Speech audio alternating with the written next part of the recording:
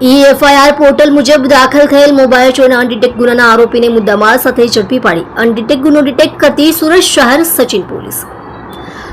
commissioner સાહેબ શ્રી સુરત શહેર નાઓએ સુરત શહેર ખાતે દાખલ થયેલ એફઆઈઆર મુજબ વાહન ચોરી તથા મોબાઈલ ચોરીના અનડિટેક્ટ ગુનાઓને ડિટેક્ટ કરવા માટે સૂચના આપેલ હોય જે અનુસંધાને અધિક પોલીસ કમિશનર સેક્ટર 02 સાહેબ શ્રી તથા નાયબ પોલીસ કમિશનર ઝોન 06 સાહેબ શ્રી તથા મદદનીશ પોલીસ કમિશનર આઈ ડિવિઝન સાહેબ શ્રી નાઓના સીધા માર્ગદર્શન મુજબ police inspector Shri PN Vaghela નાઓએ એફઆઈઆર દ્વારા દાખલ થયેલ વાહન ચોરી તથા મોબાઈલ ચોરીના અનડિટેક્ટ ગુનો શોધી કાઢવા માટે આપેલ સૂચનાને આધારે સર્વિસ સ્ટાફના એએસઆઈ પિતાંબરભાઈ વ્યંકટભાઈ નાઓના નેતૃત્વ હેઠળ પોલીસ માણસો પોલીસ સ્ટેશન વિસ્તારમાં પેટ્રોલિંગમાં હતા તે દરમિયાન એએસઆઈ રાજેન્દ્રભાઈ કેશવભાઈ તથા પોલીસ કોન્સ્ટેબલ નારાયણભાઈ ભજુભાઈ નાઓની સંયુક્ત બાતમી હકીકતના આધારે આરોપી નામે મોહન ઉર્ફે પિન્ટુ ઉમાશંકર શર્મા ઉંમર વર્ષ 27 ધંધો મજૂરી કામ રહે સ્લમ બોર્ડ ઘર number A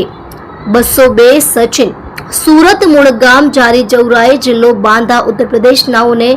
Sachin Hojiwala road number 04 પાસે જવાહરમાંથી પકડી પાડી તેની પાસેથી એક બ્લુ કલરનો સેમસંગ કંપનીનો model number Galaxy F22 mobile phone જેની કિંમત ₹9,000ની મત્તાનો મોબાઈલ ફોન કબજે કરી સદર મોબાઈલ ફોન બાબતે પૂછપરછ કરતા મજકૂર ઇસમે સદર મોબાઈલ ફોન સચિન સ્ટેશન બજારમાંથી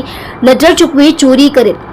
તેમ જણાવતા સદર મોબાઈલ ફોન બાબતે અત્રેના સચિન પોલીસ સ્ટેશન ખાતે રેકર્ડ ઉપર તપાસ કરતા